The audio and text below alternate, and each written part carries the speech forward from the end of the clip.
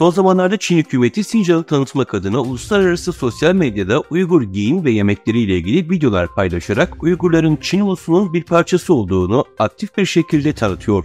Sosyal medyada en çok ilgi gören videolardan biri de Uygur meselesini inceleyen uzmanların ilgisini çeken ve kültürlerinin bir parçası olarak gösterilen Xinjiang Mutfağı başlıklı çok bölümlü belgesel oldu. Videoyu gören uzmanlar Çin hükümetinin Uygurlarla ilgili her türlü kültürel unsuru Çin kültürünün bir parçası olarak tanıttığını belirten yorumlarda bulundular.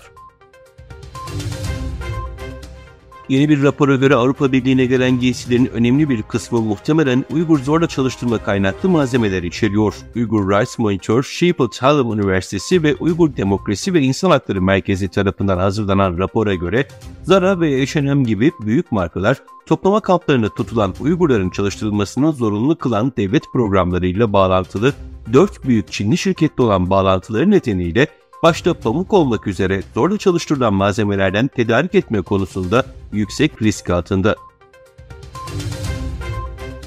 Çin'deki işsizlik oranı artışını sürdürürken bu durum Çin hükümeti için acil bir mesele olmayı sürdürüyor. Çin'in 18 Mart'ta duyurduğu en son verilere göre ülkede işsizlik oranı 2024 yılından bu yana 3 ay üst üste yükselişini sürdürdü.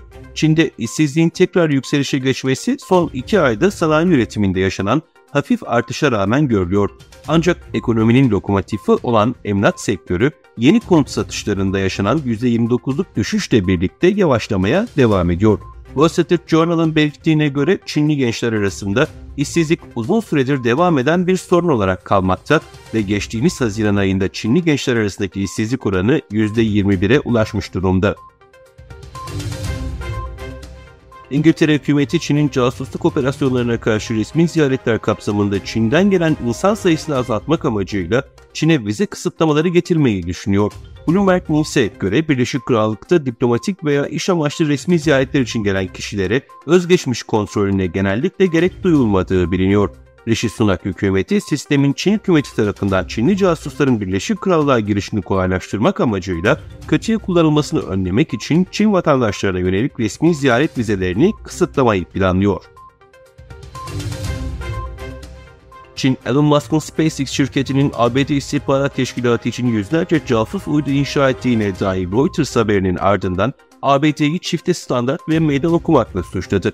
Çin Halk Kurtuluş Ordusu tarafından yönetilen bir sosyal medya hesabından yapılan paylaşımda Washington, Çinli teknoloji şirketlerini ABD güvenliğini tehdit etmekle suçlarken SpaceX programının ABD'nin utanmazlığını ve çifte standartını ortaya çıkardığı ifade edildi.